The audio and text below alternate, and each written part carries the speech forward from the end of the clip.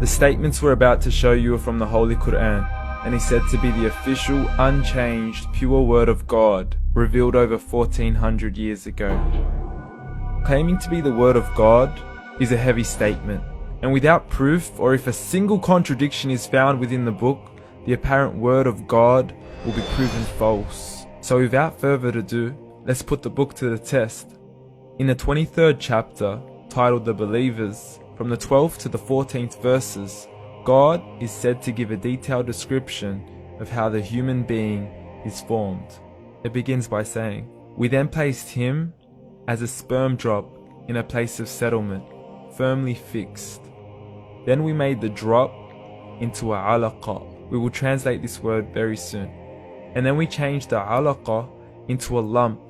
Then we made out of that lump into bones. And then we clothed the bones with flesh. Then we caused him to grow and come into being and attain the definitive human form." In the 21st century, we can now safely say that this verse is clearly describing the process of human development in correct chronological order. However, what we should be paying attention to in particular is the second stage, referring to the development of the embryo. The specific word used to describe the embryo in this verse is the word alaqa. The word alaqa, when translated into English, can mean three separate things. Firstly, a blood clot, or to be suspended, that is to be hanging or clinging to something, or thirdly and finally, a leech. Now, all three definitions don't come anywhere near what we perceive to be the human embryo.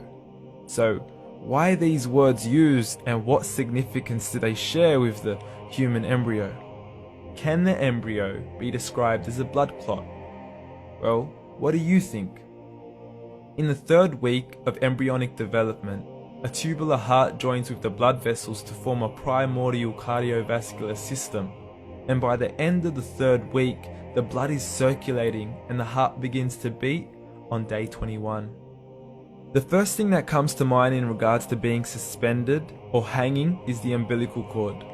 But we can't use that example because we are simply referring to step 2, before the baby has even formed. But we now know today that the umbilical cord is formed from the connecting stalk. And the connecting stalk is formed as soon as the embryo is formed. The embryo's connecting stalk has even been described by John Allen and Beverly Kramer as an object to suspend the developing embryo in the extra-embryonic column. So an embryo is suspended and does have a strong resemblance with the blood clot. What on earth would an embryo have to do with a leech? Figure A shows the structure of an embryo at 25 days. Figure B shows a leech. Now please note once again that the embryo in this stage is no greater than the size of a kernel of wheat. This is an X-ray of the embryo at 22 days. This is the internal structure of a leech. It's mind-blowing stuff, but you still haven't seen anything yet. This is the head of the embryo at 22 days. The detail you are seeing right now is absolutely impossible to be seen with the human eye and can only be seen with a microscope. This is the back end of a leech. There's no other words used to describe this other than mind-blowing. The pictures we have shown you are impossible to be seen with the human eye or even to be predicted by the human mind. Once again, the verses we have shown you were revealed over 1400 years ago to a man who couldn't read nor write.